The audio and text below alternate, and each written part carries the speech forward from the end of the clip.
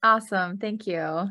Maybe I'll just start by, I did like a quick version of my introduction, but I like to bring my language into the space as well. So I'll do that, and then get into it. So, Hadi, Raven Lissert Sadni, Loretta Madam Slew, Paul Lissert Spa, Saigana Lakshabu, Injan Yin Kaktine Keoch, Tibesna Chalia, Injan Lakwangin Keoch.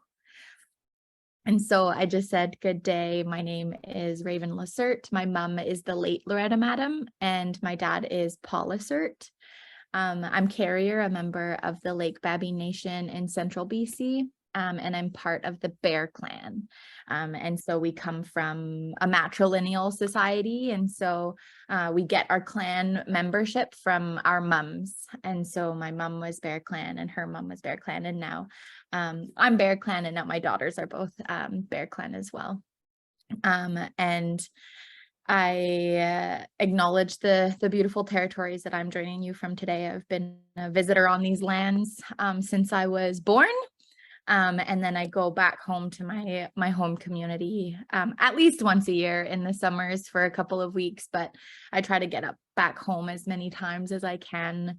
It's where I feel my most like grounded, authentic self is when I'm on the lands of my people, and where both my mom and dad grew up back home there. So acknowledge both of those territories, and that I'm the co-founder of the Moosehide Campaign. My dad and I started this work together in 2011, and so I'm joining you today both as a co-founder, but mostly here as a mom. So I've got two precious little girls, Cedar, who will be 5 tomorrow. Tomorrow's her birthday, and so she's going to be 5 years old. And our little girl Chos, which means grizzly bear in our language, in Carrier. And so she just turned 1 in March. So I've got 2 little girls, and they're just like the light of my life and a huge reason why I'm doing this work. And I want the best, most safe, beautiful, loving like space for my girls to grow up in. And so really honored to be able to come and just share a little bit about the work that we're doing here at the Moosehide Campaign, and hopefully have a chance to answer any questions. If you have a question and want to just like jump in, then please do. Or we can wait until the end and hopefully have some time for questions at the end as well. And maybe I'll just get Dave. Do you want to do any more of an introduction, or should I just jump in? Okay. Okay, awesome. Thanks. So yeah, I think if it's okay, I'll just share a little bit of the story about how we kind of got started with the Moosehide Campaign, what kind of led us to the moment of like starting this thing, and why, and kind of what our journey has looked like since 2011. My dad and I were out on a hunting trip in our home territories. We go hunting for moose every year. Every year since I was a little girl, since I was tiny, my dad would take me out and show us how to do it, and the practices, and that cultural practice of going out and practicing our culture. And so I've just been born and raised in the bush, in the forest, and hunting and practicing and holding a flashlight for my dad and helping to like do all of those pieces. And so it's been a huge part of my life growing up. And so the moment that we started the Moosehide Campaign really was from a hunting trip. And so we talk about that special hunting trip a lot, because that's where we got the inspiration to start the Moosehide Campaign. And we are hunting in our home community, and that's where the Highway of Tears is. And so the Highway of Tears, I think that probably what I'll do first is just share that the work of the Moosehide Campaign is working towards ending violence towards women and children, and can be sometimes like a really difficult conversation to have, hard things to hear. It might be triggering for some of us. And so Just like a little self-care note at the beginning, before we just dive right in, that these are hard conversations and very real conversations for so many people across this country. And so just if you need to take a moment or whatever you need to do to take care of yourselves, I just invite that. And because yeah, these conversations can be hard. And so the highway of tears is part of those hard conversations. And dozens of women have either gone missing or have been found murdered from along that stretch of highway. So it goes from Prince George up to Prince Rupert. Um, and it's a very unsafe place for women, especially Indigenous women. And so that has impacted our communities and our families and us as individuals, and the impacts that that can have on us is so devastating and really, really hard to come to terms with, that our precious Indigenous women are going missing or being found murdered. And so the Highway of Tears is one representation of the violence that's happening towards women and children in this country. The Native women, oh sorry, there's said to be 1,200 murdered or missing Indigenous women in this country. And the Native Women's Association of Canada thinks that that number is closer to 4,000. And so there's an issue in this country.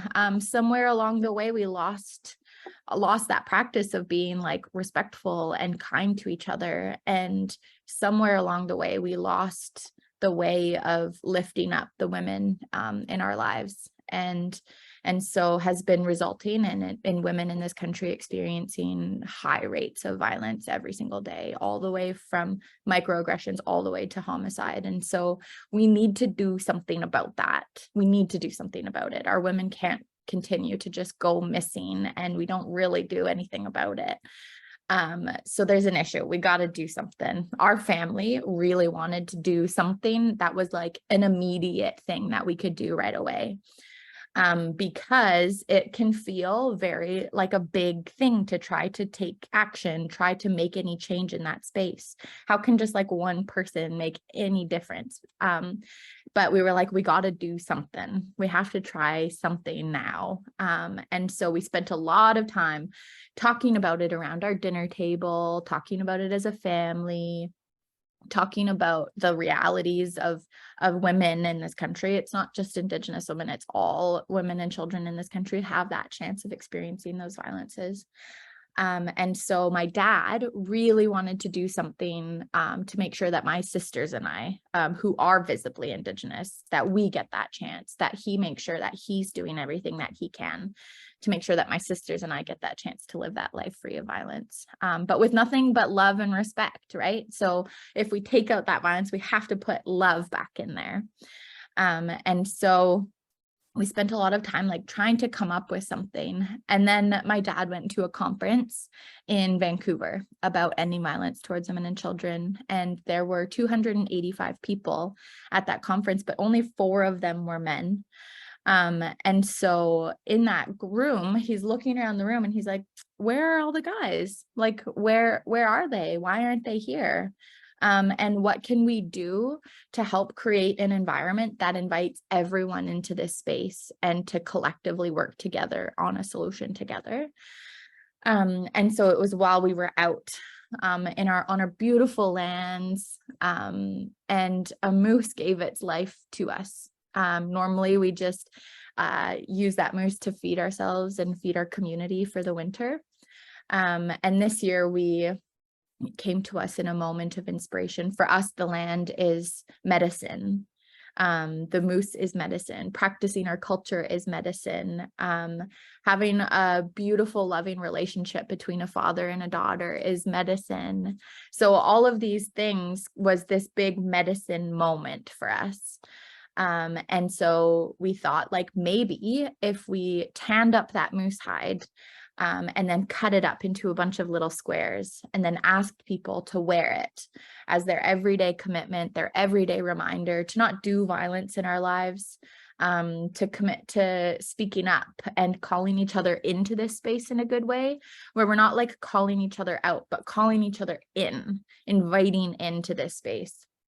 And to commit to raising our young ones in a way where they know what real love looks like, where they know that violence isn't okay, that it's not normal. And for so many people, that's the first time that they've ever heard that, because so often people will like grow up experiencing violence or witnessing it happening in their home, or hear people talking about it and nothing really happening about it. And so then they're like, oh, that just must be like a normal part of life. And then maybe they do that in their adult life. And so we have to be able to reach our little ones, and right from kindergarten, right from our littles, where we're showing them that love, we're talking about this with them in a way that they just understand it from like the very littlest ages.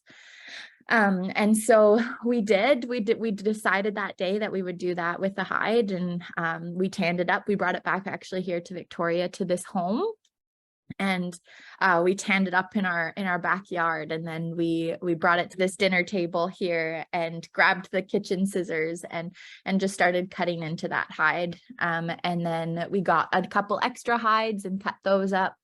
And then we got index cards and just started handwriting like what we're trying to do, what it would mean if you wore one of these moose hide pins. And so we just started talking about it, started handing them out. We made 25,000 of them, and just started talking about it, wearing it our own selves, and then talking about it with our friends, our family.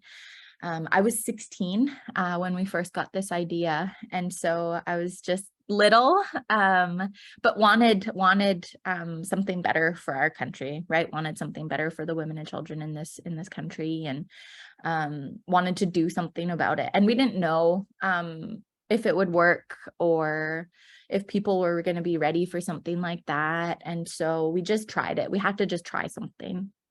And so we started wearing it and sharing it, and pretty soon people at the grocery store saw it and asked me about it, and then at the coffee shop, and then just walking down on the street, they see this thing and they want to know what it is.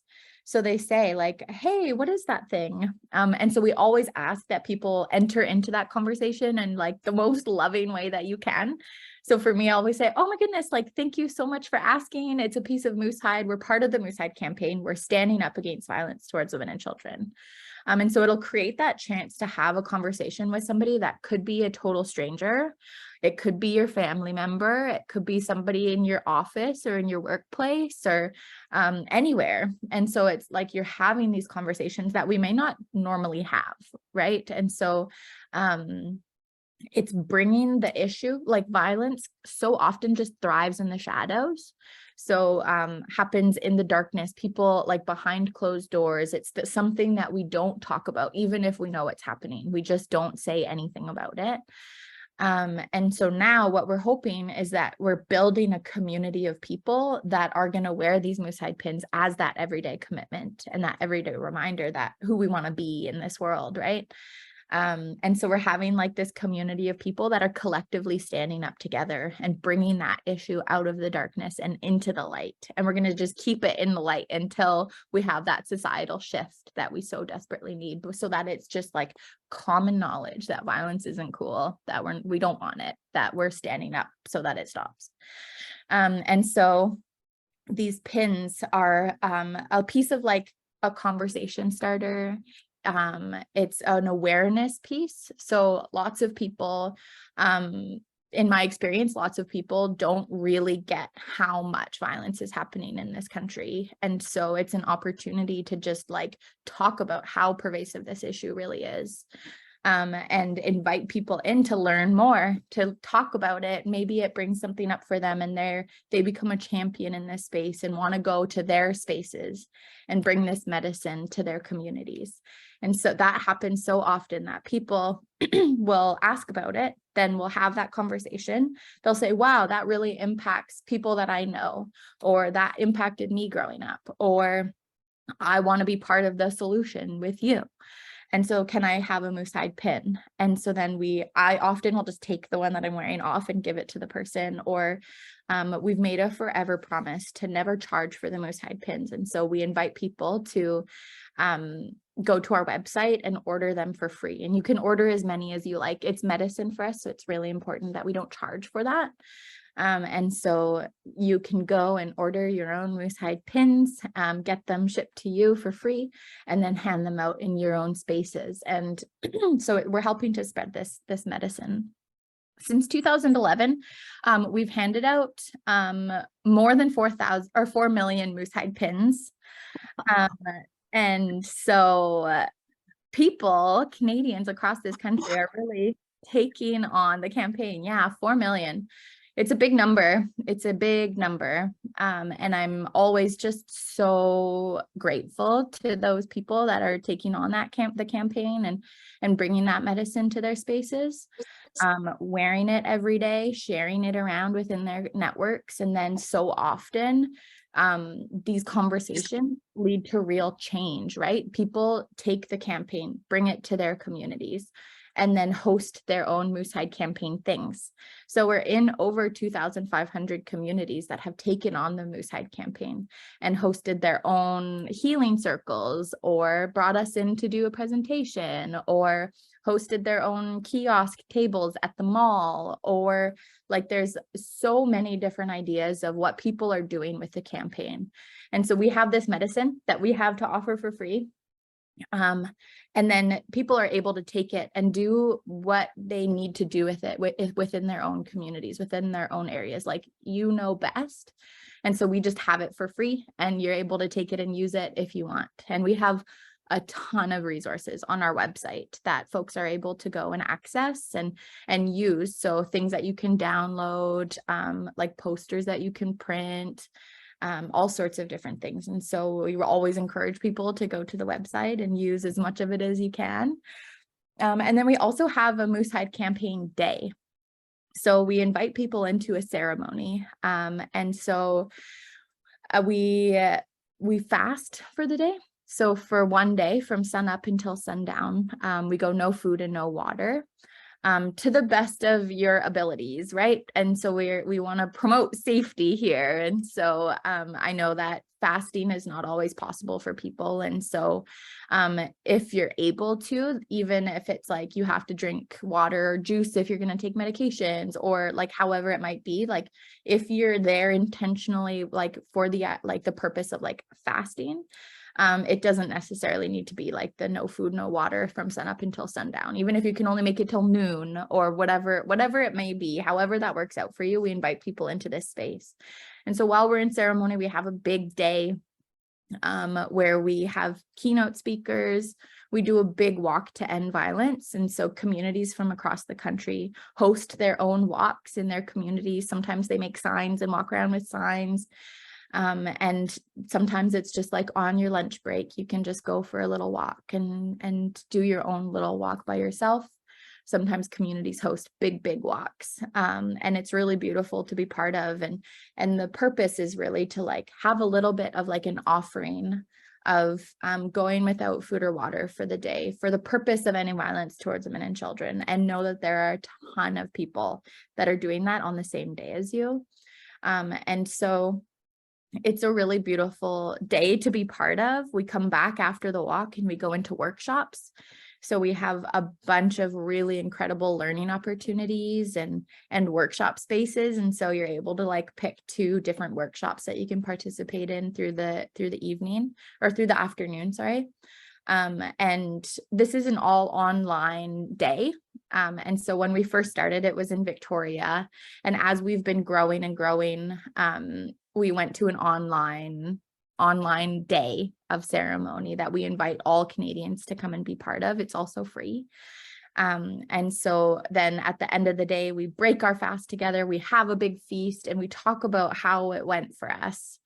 And it's really, really beautiful day. We just had it in May on the 11th. And so we had over 500,000 Canadians join us on the day, registered to join us. And we know that there are are way more than that, that didn't get a chance to register, that were still part of it, that ended up coming to one of the community events, that was watching on someone else's screen. And so we had over 500,000 people registered to be part of the day with us. And we have a big goal of getting to a place where we can invite 1 million Canadians into a one-day fast, and to have like 1 in 5 Canadians participating in the campaign, and to be able to gift out 10 million squares of Moosehide pins. And so we are a small but mighty team, and just trying to help spread that message of love and healing and hope. I know that this space for me can feel like a hard space to work in for so long, and hear stories of people that have experienced any form of violence. They often will come and share that with me. And so I hold a lot of that for lots of people, and use it as like that fuel to keep us going, because I don't want that to happen anymore. I want those people to feel like we're doing something for them, you know, and that our next generations won't have to know that either. And so just really grateful for the chance to be able to just come and share a little tiny little snippet of our work, and invite you to be part of that with us, invite you to be part of the Moosehide campaign, invite you to order your Moosehide pins, invite you to be part of Moosehide Campaign Day with us. And we're happy to share all of the information and the links that I had talked about today. And I wonder if there's, Dave, if there's anything that you want to add, and then also have time for some questions or some comments. And yeah, really appreciate your time today and your willingness to come into this space. And I think I'm on like a forever learning journey, and being able to just share. We say intimacy, but we say into me see.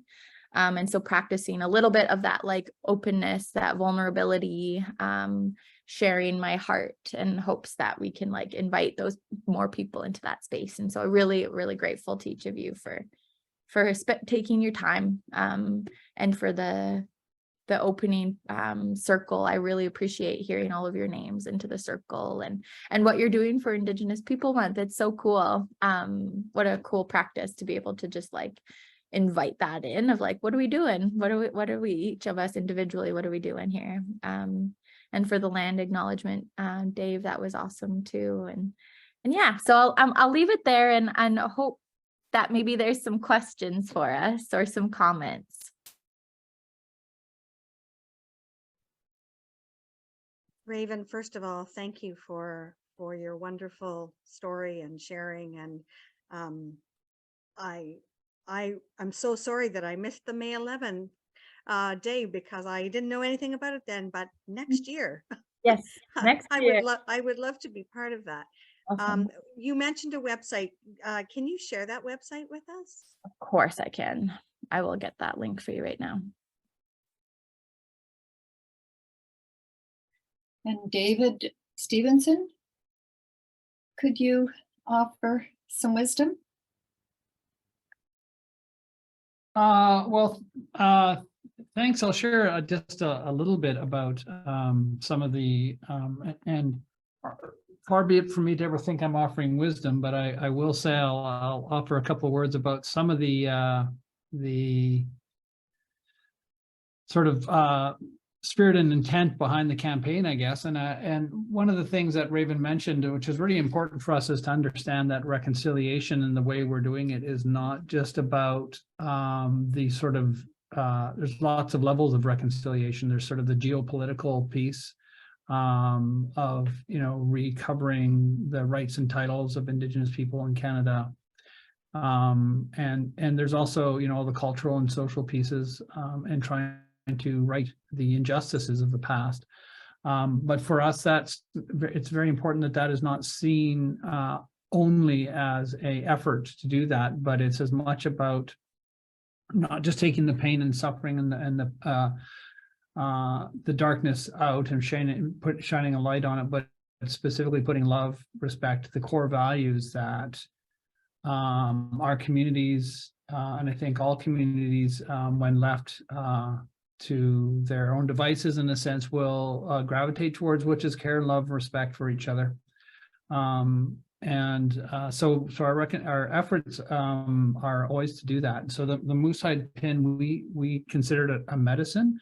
They're from moose. They're processed by Indigenous women, a group of Indigenous women who do all the work to get the pins ready. They do it in a good way, in a good state of mind, and that's important for us and for them.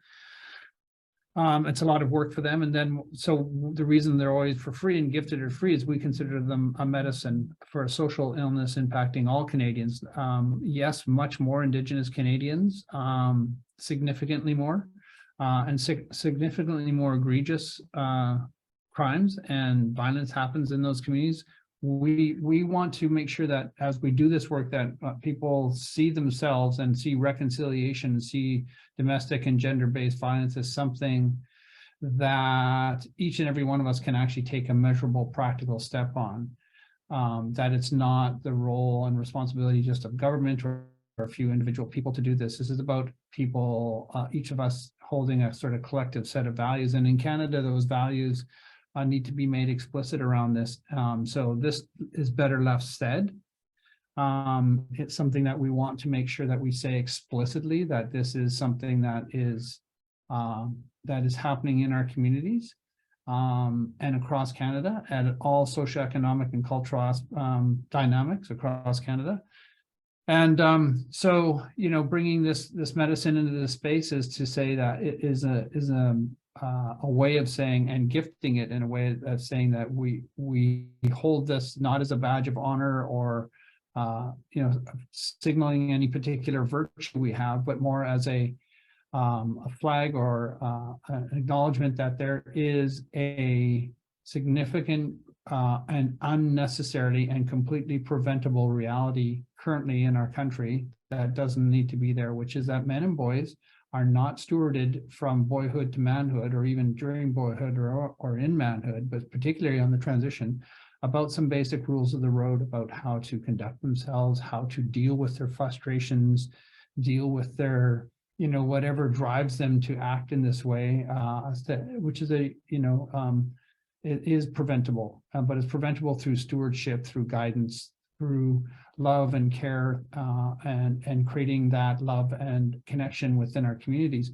And it's, you know, from our teachings, it is specifically about connection and disconnection. And when we're disconnected from ourselves, from our communities, from those that, from our sense of, you know, maybe the creator or however that smaller self in us that acts out, is exactly what we're calling forward and saying, actually, you are connected. We are connected in a number of ways, on all kinds of ways, and that connection needs to be made explicit. We need to hold each other. That connection not only is a connection of love, but love is itself in our teachings is a deep sense of accountability to ourselves and to others too. That it's a space not just for the sentimental aspect of that, but actually for the hard work of living in that and practicing it and growing ourselves and each other along a journey of care and love and protection. So we offer the moose hide as a medicine into this space, and invite each and every person who wears it to wear it in a way that if somebody comes up and goes, "Hey, what's that?" You go, "Thanks for asking. It's a piece of moose hide. It's a medicine. It's not an awareness campaign, it's a medicine campaign. It's a campaign of sharing love, respect, and care amongst human beings like we're naturally designed to do.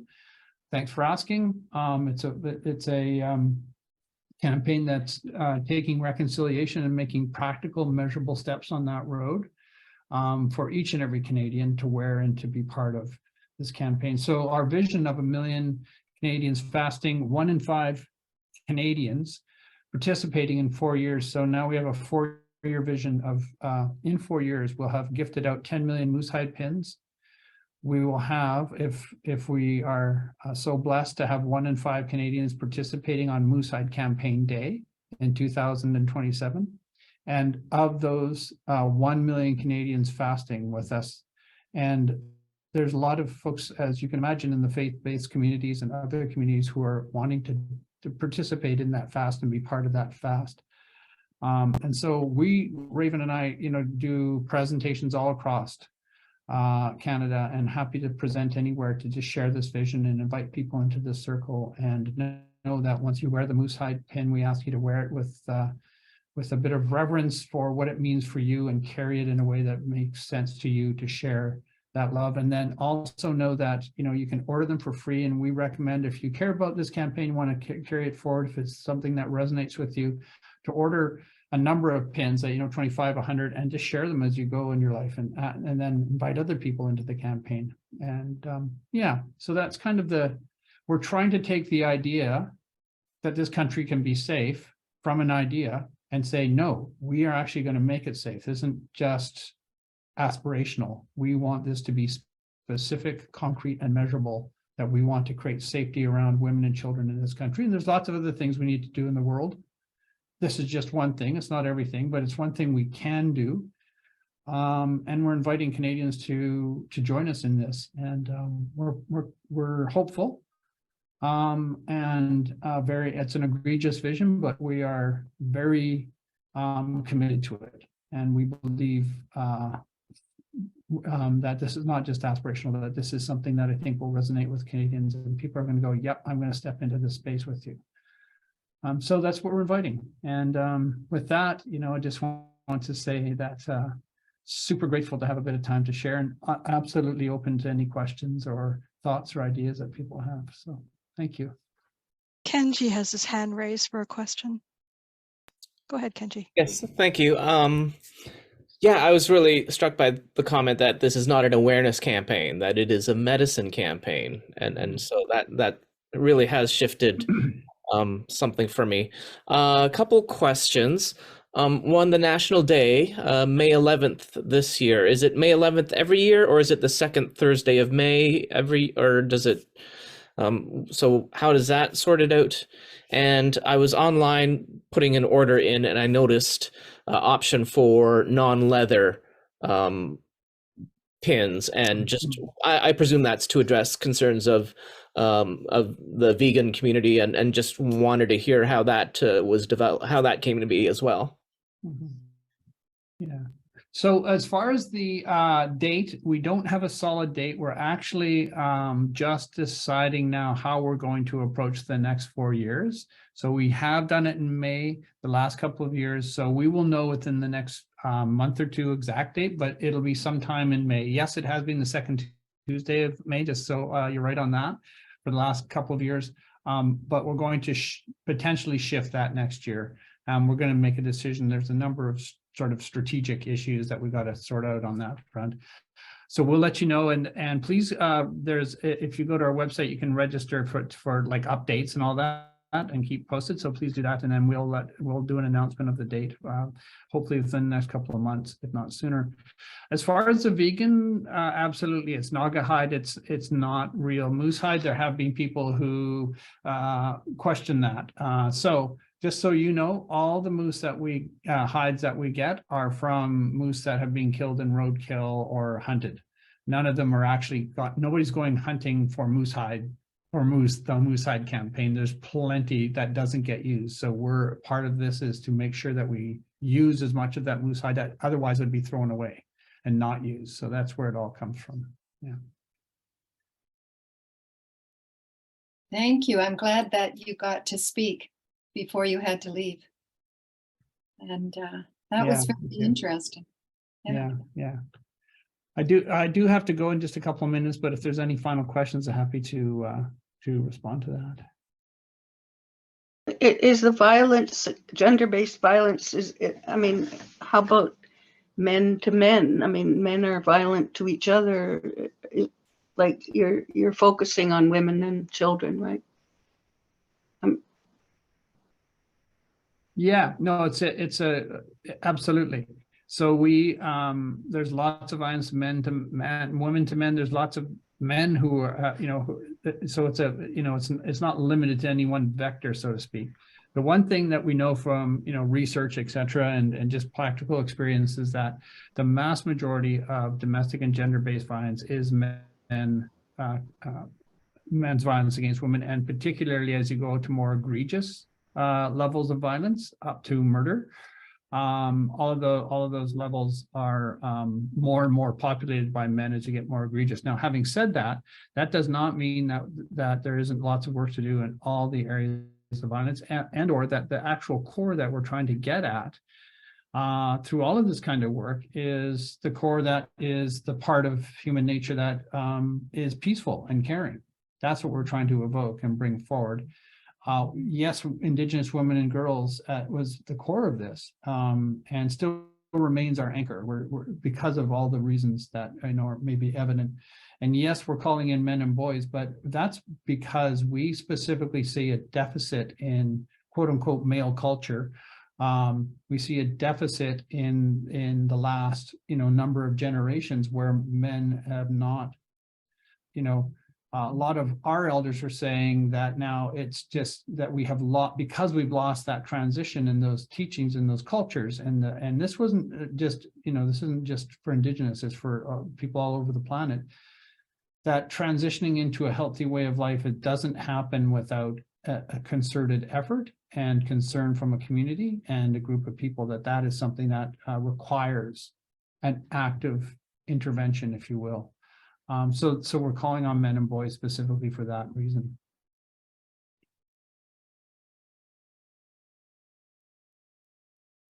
Think you'll take it into the schools, or have you into high schools?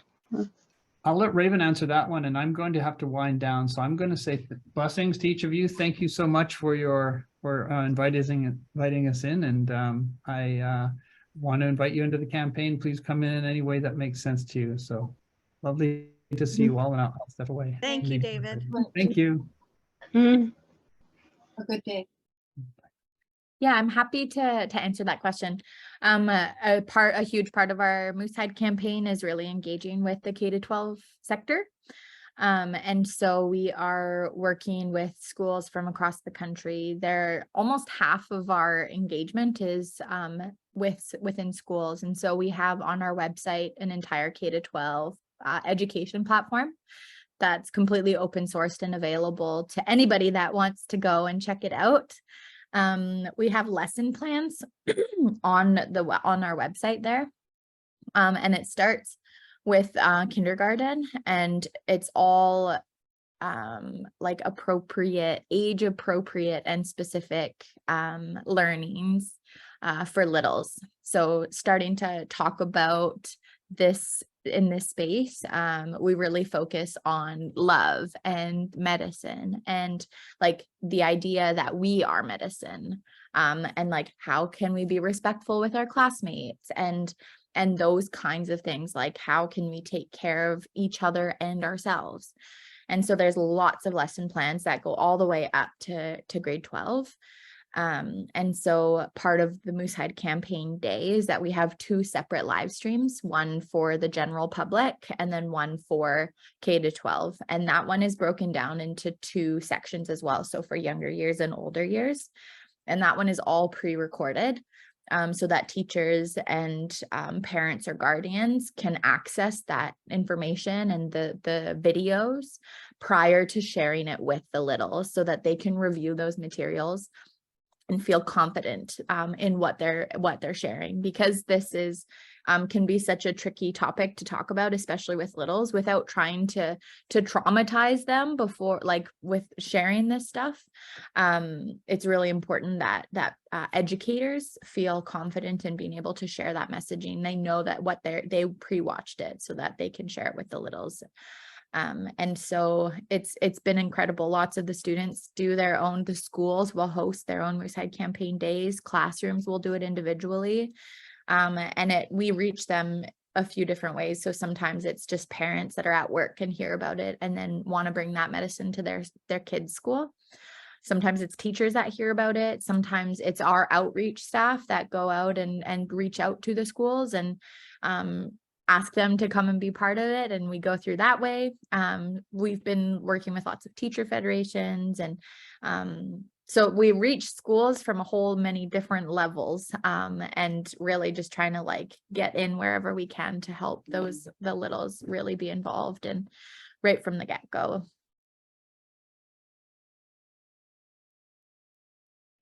So impressive, honestly. It's really beautiful. The whole campaign, it just inspires me to do something more. Yeah. Thank you. I'd like to acknowledge Russell Day and Linda, and I wonder if they could say something about what they're doing or where they come from, and just to let you know that we welcome you to the group. Any questions or thoughts? Russell? Well, first of all, hi. Hi. I've been to some of these Living into Right Relations Zoom meetings, but not as many as I would have liked. Kim and I have a long history of doing right relations work together, back to the National Living in the Right Relations Committee that helped to get the United Church ready for the TRC. I don't have much to say except in my right relations work at that time and in my connection, especially with the Mi'kmaq communities in Nova Scotia. And I'm involved in an initiative called the Transformational Leadership Initiative in Nova Scotia. Even though I live in Toronto and work for Bloor Street United Church, I just moved here a year and a half ago. We helped to create a leadership program that was designed for emerging leaders in the historically siloed communities in Nova Scotia. So African Nova Scotian, Mi'kmaq, other Black, other Indigenous, refugees, etc. And so I've done a fair bit of work with Mi'kmaq folks, and it's tremendously heartening to hear about this campaign. I think it's an amazing idea. I've already been poking around in your website, seeing how to order pins while you were talking. And I guess the last thing I'll say is I lived for a time at Esconobidich First Nation during the church fisheries crisis, and I was a nonviolence observer who went out on Mi'kmaq boats. And it's been heartbreaking that some of the young girls who in the year 2000, when I was living there, were just little girls running around, have disappeared or been murdered in the subsequent years. So, I mean, it's a tremendous source of heartbreak, and one can hope and pray that initiatives like this actually gain some traction in turning things around. Thank you for what you're doing. Thank you, Russell. And Linda? Hi, I'm sorry that I'm late. I'm from Roncesvalles United Church here in Toronto. And some of the new things that we're doing, we have what we call our Indigenous Relations Group. We try to promote people, within our community to learn about some of the issues around reconciliation, truth and reconciliation. So in the last while, a group of us went to the Ken Monkman exhibit at the ROM, and we had some discussions around it. We also I joined the Royal York United Church discussion about Ken Monkman, which was really interesting. It was such a thought-provoking exhibit. And I'm sorry that I couldn't go to see it again because it was just amazing. So that was really interesting. In June, we're planning to discuss the book Becoming Kin, which is by, I'm trying to think Patty Krawiec. I don't know if others of you have read it, but it's a really interesting book about how to heal the relationship between settlers and Indigenous people, and has a lot of ideas about work we can do to be better allies and to think about what some of the issues are. So I'm really looking forward to that discussion next week. We've also started a bulletin board in our church with Indigenous and allies issues. So we've been looking for articles from newspapers and magazines and just posting them, posting the powwow that's coming up at Fort York Community, or Fort York by the Name Res group. And so we're just trying to encourage people to be aware of some of the current issues and, you know, take steps if they can to be involved. We've recently gotten more connected to some events in High Park as well. So the Nature Center there is developing a relationship with some of the Indigenous people in the area around taking care of the park. And there's some ceremonies that people are invited to.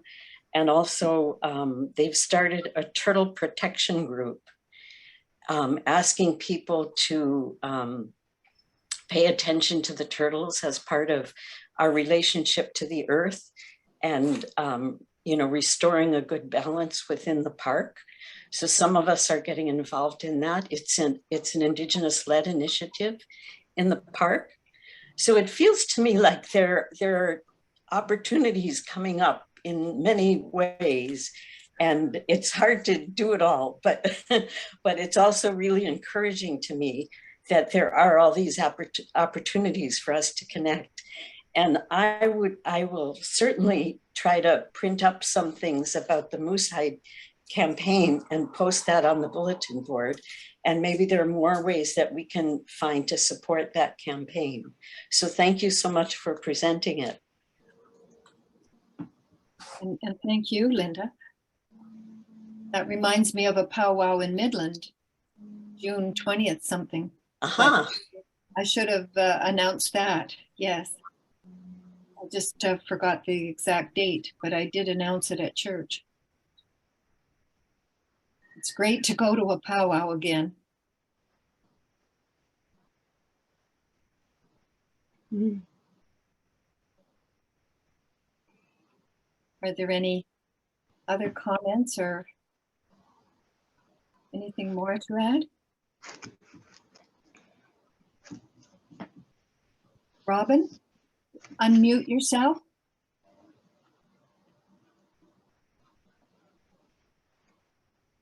I took to heart your comment, Raven, that we are the medicine. And I think as I am now feeling the culture and the interconnectedness of us all, that this is in essence what we can get from your stories, from the traditions that you invite us to, the celebrations in our community and your centers. And it's just a wonderful thing. It's a wonderful thing. Thank you.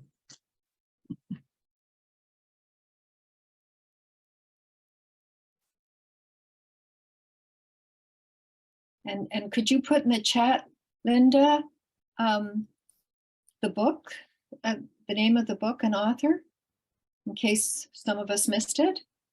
It's in there already, Lois. Becoming thank Kin, Okay. with the link to Good Minds bookstore. Good. Are there any other questions or comments? Yeah, hi, me again. I'm just Angie? remarking or noticing that, yeah, today is Thursday, and for many years, the World Council of Churches has been promoting the Thursday in Black campaign against gender-based violence, where the extent of the campaign is it's Thursday, you wear black. And that's kind of has origins, I think, from Central America, Central or South America. But yeah, in the vein of the Moose Hide campaign, there are many aligned movements and efforts that are working for this world. So thank you. Thank you. I thought it had gone by the wayside. I can remember it years ago, and it just seemed to fall away. So that'll be good to revive again.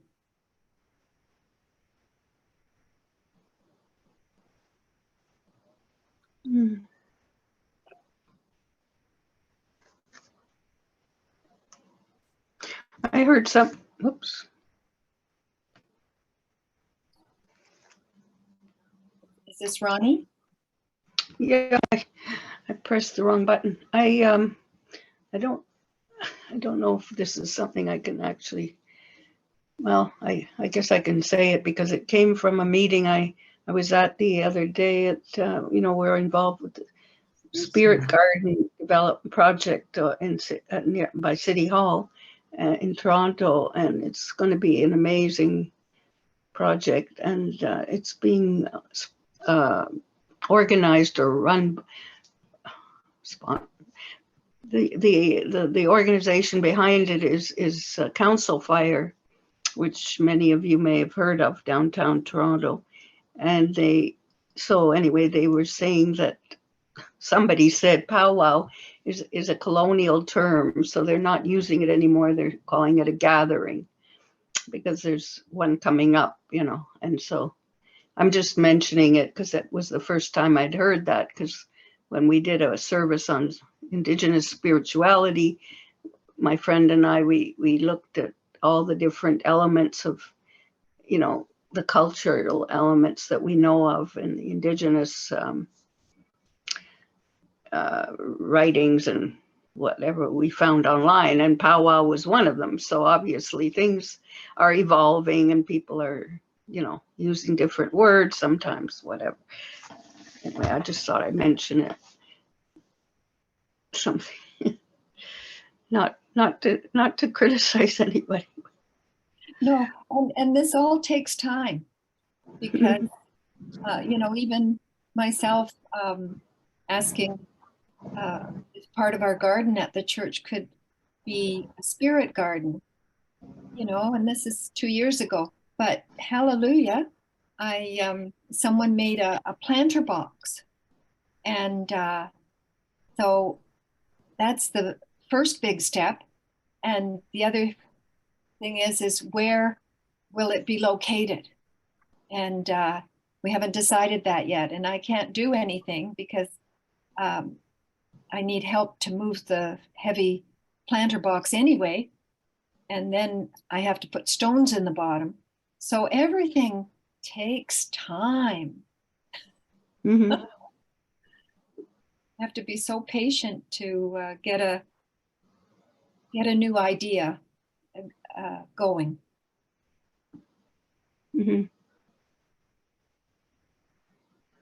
Raven, are there any last words you can leave with us? It looks like there's a lot of enthusiasm for supporting the Moose Hide campaign, and everyone here will spread it to their networks, and a number will see the recording as well. So we're hoping there'll be a lot more people involved. That I just am so grateful for this time, and I'm always so grateful. Sometimes I come on and do presentations and there's not a lot of engagement, and so I'm really appreciating everyone feeling so fully engaged and asking questions and sharing comments and their learnings, and so really enjoying this time with you today.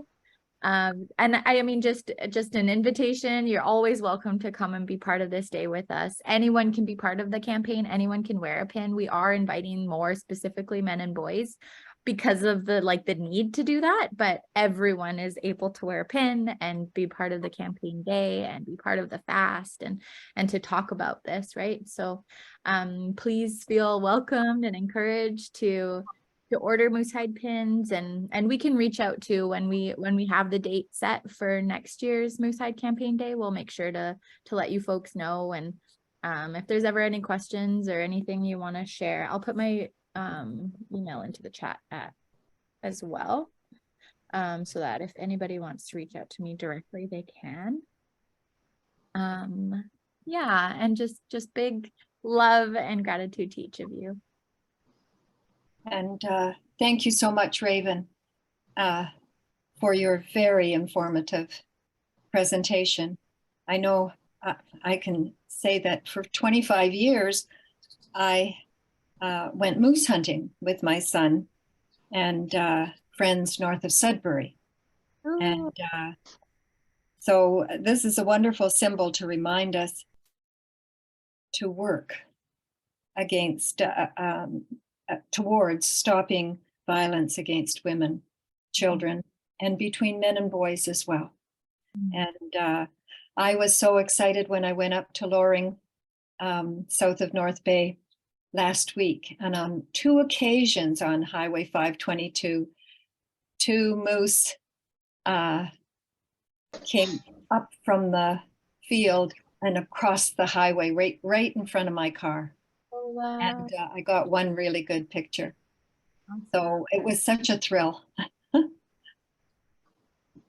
They are very beautiful. I like look all the time when I'm up home. I just want to go and see all the moose. And my girls come out hunting with us now too. So they're always so excited to go out and do that practice as well. Oh, I know there are no moose in Korea, right? But I'm telling you, when you're in Northern Ontario, when you see a moose, it's just a thrill. And so that might be a trip you'd like to go on to see a real moose. So thank you very much. So And- Raven, I think you have another meeting to go to and we're making you late. So thank you so much for your time. And I encourage everyone to get their pins, and it comes with an explanation postcard, and it comes really fast. So don't worry about waiting weeks and weeks and weeks to get it. It'll come very quickly. Awesome. Thank you so much, everyone. I really appreciate it. Thank you, Raven. Bye. Bye. Bye.